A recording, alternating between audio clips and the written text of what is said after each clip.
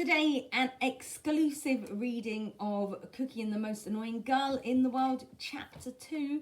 Plus, how to make these super cool, 100% recycled, personalised kaleidoscopes.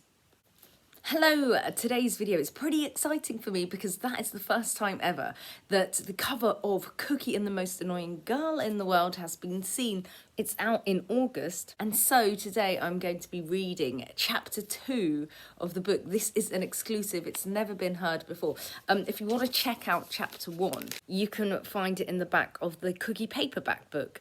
And I also read it in the World Earth Day video, which is video 21 in this series. So if you want to see what chapter 1 holds before I read chapter 2, get to it. I thought, because the book is all about saving the planet, Cookie and the gang want to be environmentally friendly and recycle everything. Now, because recycling is such a big theme of the book, I thought it would be fun to make something 100% recycled today. And we're going to make the kaleidoscopes that you can make that are shown in the back of Cookie Book 1. These are super cool and really easy to make. Over the course of the videos, we've recycled so many different things. And we recycled a milk bottle when we made the elephant ornament or reed diffuser. We recycled tin cans when we made our robot pencil tins. We even recycled part of an egg box, yogurt pots, tubs and empty containers, and a cork when we made our Russian dolls. So, if you don't know the Cookie books, let me give you a quick rundown of the characters in this next chapter. Cookie is our main protagonist. Chaos follows her about. She loves knowledge and science, and she's very funny. Her best friend is Keziah. Her next door neighbour and second best friend is Jake. Axel is kind of awkward, but really nice guy and super cool. And Susie Ashby is not very environmentally friendly at all. Selena is the dinner lady that Cookie is friends with. So those are the characters you need to know. Chapter 2, Best Birthday Ever. Susie Ashby is stealing my birthday. There are 364 other days in the year on which she could have had her party. But oh no, she has to go and choose the one day of the year that is my birthday. What are the odds? Probability of Susie's party being on my birthday equals 1 in 365. That's the number of days that my birthday is on in a year over the number of days in a year, i.e. the number of days Susie could have her party on. I spend the whole of the next day racking my brains out about how to celebrate my birthday. I'd usually be quite happy just going to the cinema with Keziah and Jake and getting pizza afterwards. But Susie was setting the bar really high here.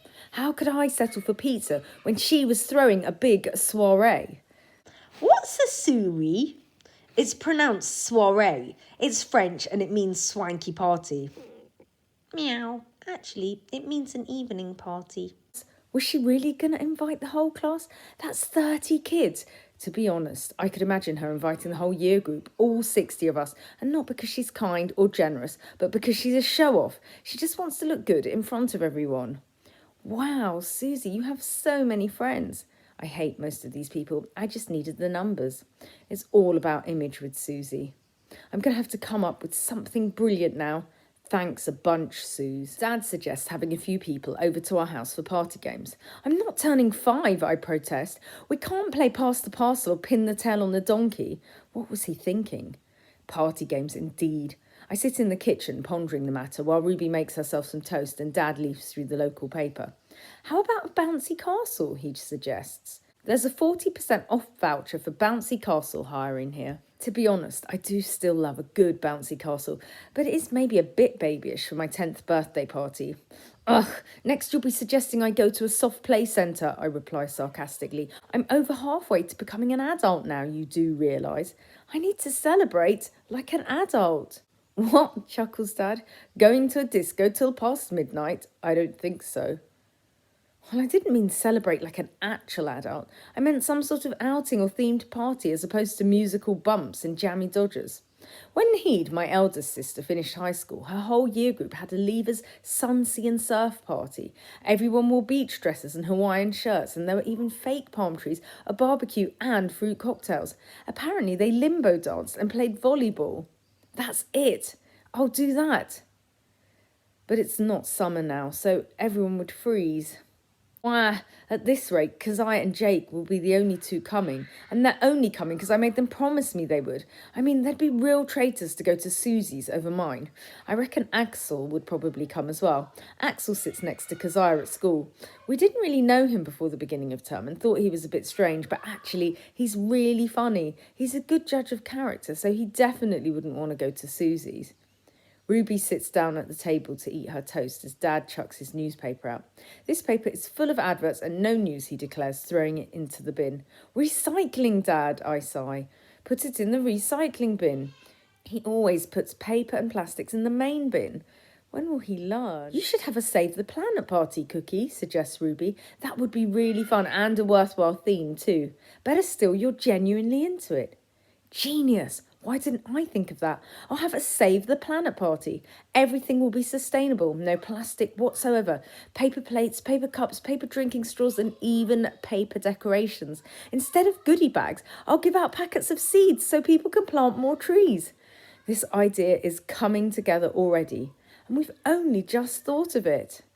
All the food would be vegetarian. Meat is a real eco no-no. Moo! Did you know 1/3 of global greenhouse emissions come from agriculture? No way. Moo, yes, and half is from livestock like us. Uh-oh, hope we don't end up as burgers. Luckily, I don't eat pork anyway, so I'm part of the way there. I could even encourage people to walk or cycle to the party, and I could give all the leftover food to the homeless. The invites could be emailed out so as not to waste paper. Although I'm not allowed on any social media, our school is really into science and technology, so it has its very own email network. I can't wait to message everyone about my party. There'll be such a buzz. Yippee, my first proper birthday party. Up until now, I've always done low-key stuff with a few people. Times are a-changin'. At school on Monday morning, there's a bright pink envelope on everyone's desks. I look down at mine. On the front, it says Konnie Huq in large, swirly gold writing. Ugh, I know exactly what this is. I pull out a glossy pink plastic invitation and a multicoloured cloud of glitter explodes all over my face. I open it and am greeted by a pop-up image of Susie grinning with the words, "Happy birthday to me," printed underneath. Ooh, I scan the room for Susie. "Hey, Susie," I yell in her direction. "What a coincidence. My party is on the same day as your party. We're birthday buddies." Susie turns as pink as her invite. "My birthday's actually on the Wednesday before, so I'm actually older than you. And we're not actually birthday buddies," she says. "How come your party is on the same day as mine anyway? I didn't get an invite." "My birthday is actually on that day, and my invites are going out by email as it's more environmentally friendly," I say smugly. "You see, it's a Save the Planet party." We're having soirees on the same day. I don't know what that means. Older, but not wiser. Next, you'll be telling me this plastic invite is 100% recycled. What's that got to do with anything? Older, but definitely not wiser. Susie turns even pinker and sputters, no way. So is mine. There is nothing on her invite saying Save the Planet party. She's just made it up on the spot to compete with me. Her birthday isn't even on that day, and her invite is made of plastic. But I can't accuse her of being a liar, not in front of the whole class. I mean, Susie is the least environmentally friendly person I can think of. Everything about her says destroy the planet, not save it. At lunch, I report the whole thing to Selena, my dinner lady buddy. "I'll come to your party," she reassures me, "and I can bring my grandchildren if you need to make up the numbers. I have 47 in total. Or is it 48? She probably would as well. Selena assures me that Susie will get a very small portion of chips today, and I giggle as I head over to Keziah and Axel, who are already sitting down at the table munching on their lunch. Turns out Axel hasn't even been invited to Susie's party. She can be so mean sometimes. She's invited every other person in the class. She'd claim it was an oversight if anyone pulled her up on it, but I know that she didn't invite Axel, I always look at the floor, Khan, on purpose, because he's not very popular. Axel doesn't seem to mind in the slightest, though. Thank goodness I wasn't invited. At least I don't need to make up an excuse to get out of it. Well, Axel is welcome at my party, so that's 4 definites, including me. After we finish our food, we go around telling everyone about the party. We even get some good eco-conscious party suggestions. Party ideas. Number 1, no palm oil in food. A lot of palm oil production destroys rainforests and contributes to greenhouse gases and emissions. 2, all party clothes should be natural fibres, not synthetics, which aren't biodegradable.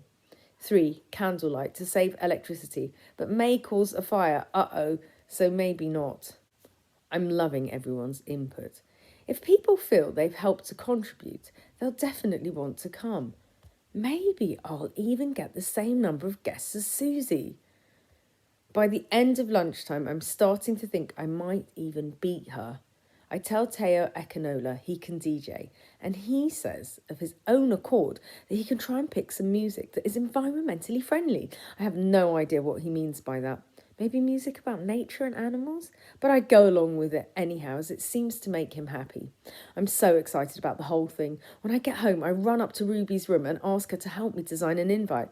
I'm thinking that I can even maybe write on it that for every acceptance I get, a donation will go to Friends of the Earth or some other environmental charity.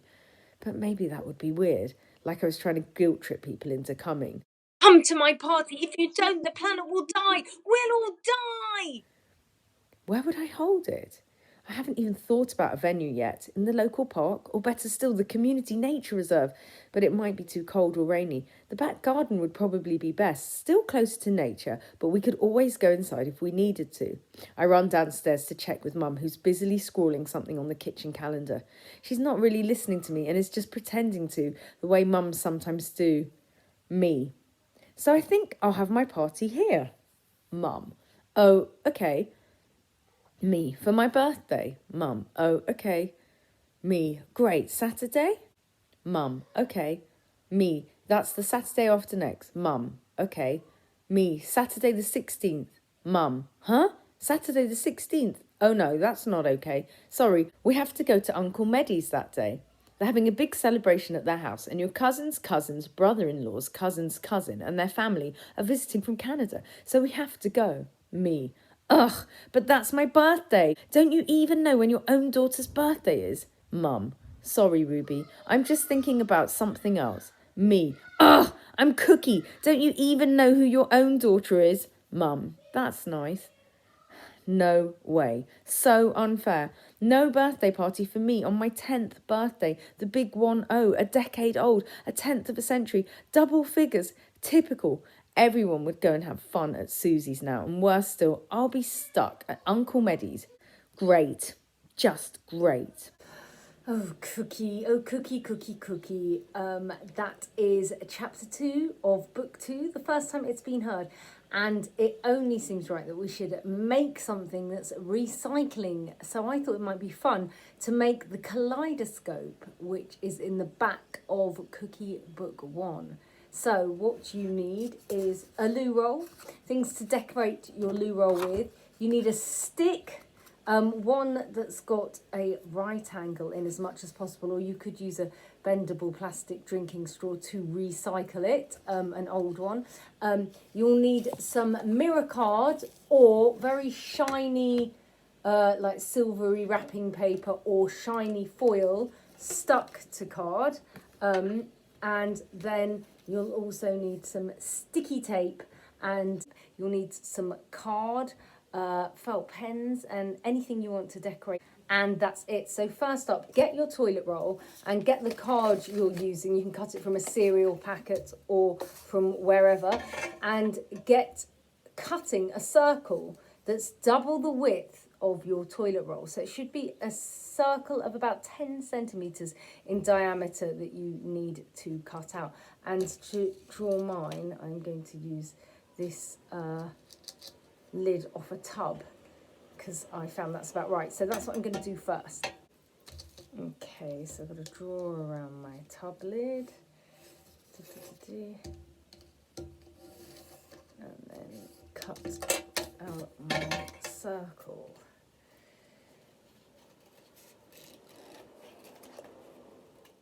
So once you've got your circle, you need to decorate it and fill it with colour. And this is going to be what we're looking at through our kaleidoscope. So the funkier the pattern, the better. And you also need to decorate your toilet roll. You could wrap it in wrapping paper or colour it in with felt pens or paint, however you want your kaleidoscope to look on the outside and however you want your kaleidoscope to look on the inside, right? So I'm going to get decorating now. Right, so I've decorated the kaleidoscope and the spinning wheel that will be my view inside the kaleidoscope. I've done a bit of a rush job just for the purposes of demonstration, but you can take your time on it and you can write things or draw little pictures or patterns inside the wheel because that's going to be rotating and showing patterns. And it's nice to do a little border on each side of your kaleidoscope. I've used felt pens and stuck shapes on and used wrapping paper as well to decorate mine. And then next you need to make a hole with a toothpick or a pin or get a grown-up to help, and that needs to be in the centre of your rotating circle. And now you are ready to get your stick, and then you're going to thread your stick into your rotating circle so that the right angle bit of the stick, the branch, is at the back of the circle. There we go. And you can cut any extra bits of stick off. So I'm just going to snip one. I could leave that bit on actually, couldn't I? And then you're going to stick your stick onto your toilet roll. And you can do that with sticky tape. Right, that's what I'll do. So you can see I've stuck my stick with sticky tape, and if I rotate the wheel with the pattern on, you can see that once I've put my mirror prism inside, it will be a really cool kaleidoscope. So next you need to get your mirror card, and it needs to be cut to the length of your toilet roll. So mine is the same length already. And then you're going to fold it into a triangular prism that will fit exactly in your toilet roll. So it should be with dimensions of 4.5 centimetres roughly for each side of your prism, but it may be different depending on the size of your toilet roll. So that's what I'm going to do next. Right, I've got a ruler and I'm measuring 4.5 and then 4.5 again and then 4.5 again. And then gonna rule along and then fold along the lines that I've ruled. So there we go, 3 strips with 4.5 and then cut off the excess. And then I'm going to fold along the lines. And if I just score it slightly, you could get a grown-up to help, but it will fold a lot easier. Okay, number 1, number 2. And you're going to fold inwards so that the mirror is obviously on the inside of your prism. There we go. So hopefully that's the right dimensions and it should slot inside my toilet roll. I should have made it a bit less than 4.5, but it should still work fine. So I've slotted it in. There we go. And now you'll see, once I put that there, when I rotate, I get loads of cool patterns. There we go. And you can see the word hello. There, you can see a heart, smiley face, spotty pattern, another heart. You can rotate it the other way. And it's such a cool kaleidoscope. And what is brilliant is that you can do lots of different wheels and change it up a bit. So you can keep seeing different images, or you can stick on different stickers. So let me show you. I've got a photo of my son when he was a baby. I'm going to stick it on and show you how cool it looks. You can do little photos on your rotating discs. So I'm going to stick on a picture of my son as a baby, and this will now be a personalised kaleidoscope. You can put any photo of any loved one there, and it will be really cool. So there, I've stuck a baby photo of my son on. So let's have a look at how that looks when we... So let's have a look at whether we can see my little boy. Where is he? Here he comes. There he is. So you can make a personalised kaleidoscope with pictures of your loved ones. Hello. Yay.